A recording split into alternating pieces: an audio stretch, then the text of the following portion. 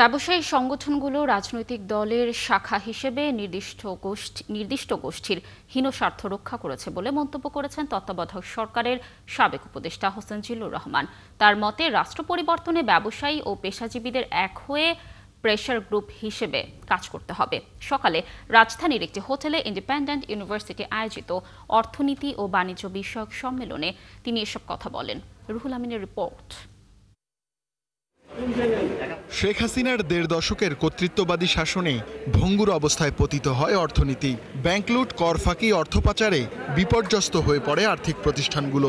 মূল্যস্ফীতি, কাজের অভাব সহ নানা সমস্যায় দুর্বিষহ হয়ে ওঠে জনজীবন।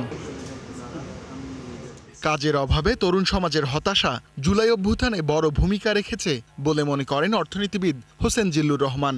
এই সম্মেলনে তিনি প্রশ্ন তোলেন, তরুণ সমাজের সেই চাওয়া পূরণ হচ্ছে কিনা। তিনি বলেন, দারিদ্র্য বাড়ছে, কমছে কর্মসংস্থান, উল্টো পথে হাঁটছে সামাজিক সূচক।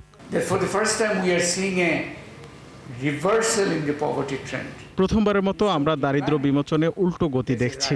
এটা কমছে না, বরং বাড়ছে। কর্মসংস্থানও উল্টো পথে, সামাজিক সূচকও নেতিবাচক।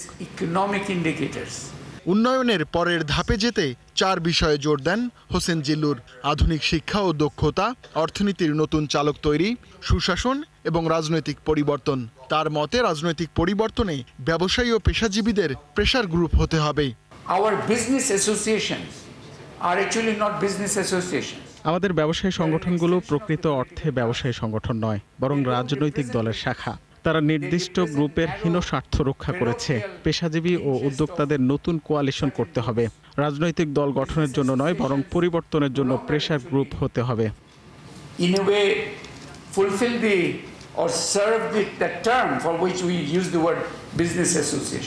আলোচনায় মূল্যস্ফীতি কমাতে টাকার প্রবাহ নিয়ন্ত্রণের পাশাপাশি বাজার ব্যবস্থার উন্নয়নেও জোর দেন বক্তারা। রুহুল আমিন, ৭১, ঢাকা।